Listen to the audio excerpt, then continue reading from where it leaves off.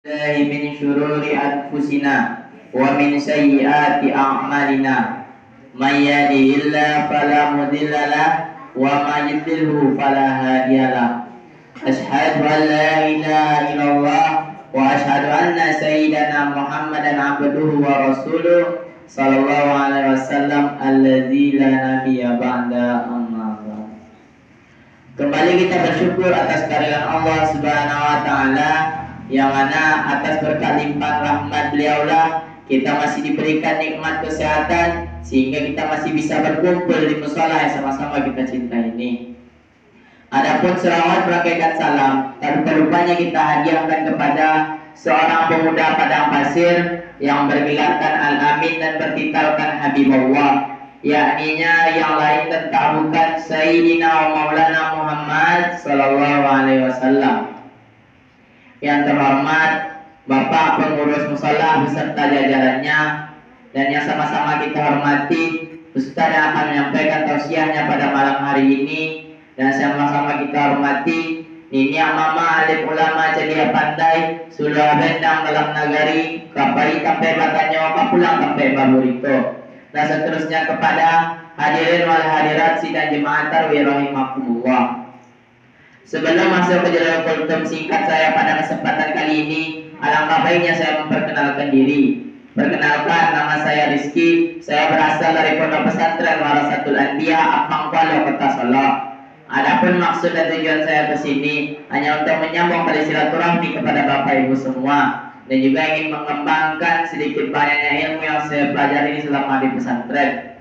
Dan di samping itu, saya meminta sedikit banyaknya uluran tangan dari Bapak Ibu semua untuk membantu pada pesantren kami dalam tahap pembangunan. Baiklah, tanpa memperpanjang kata-kata maupun mukadimahnya, langsung saja masuk ke jalur kultum singkat saya yang saya beri judul Keistimewaan Bersedekah. Hadirin wal hadirat sidang jemaah tarawih rahimakumullah. Kita sebagai hamba yang taib, pastinya lah kita semua selalu bekerja keras dengan sekuat tenaga dalam mencari rezeki dan harta, supaya semua kebutuhan ekonomi dan finansial kita bisa terpenuhi. Berbagai macam cara manusia dalam mencari rezekinya, mulai dari menjadi dokter, pengusaha, pedagang, dan lainnya.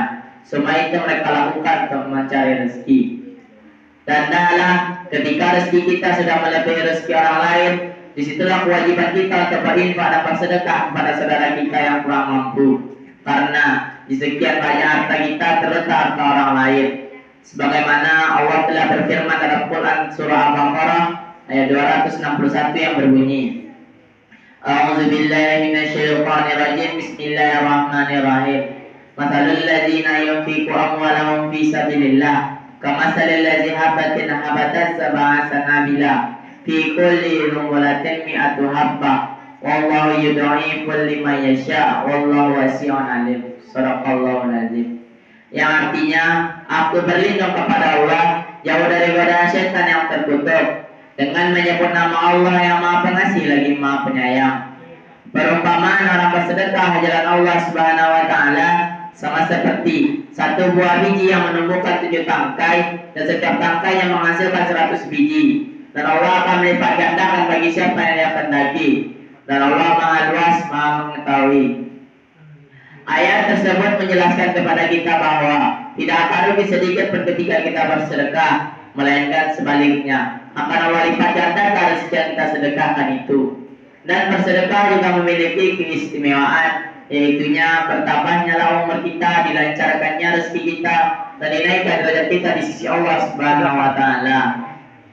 Mungkin hanya ini yang dapat saya sampaikan. Mohon maaf atas segala kekurangannya. Saya sudahi dengan wabillahi taufik wal hidayah. Assalamualaikum warahmatullahi wabarakatuh.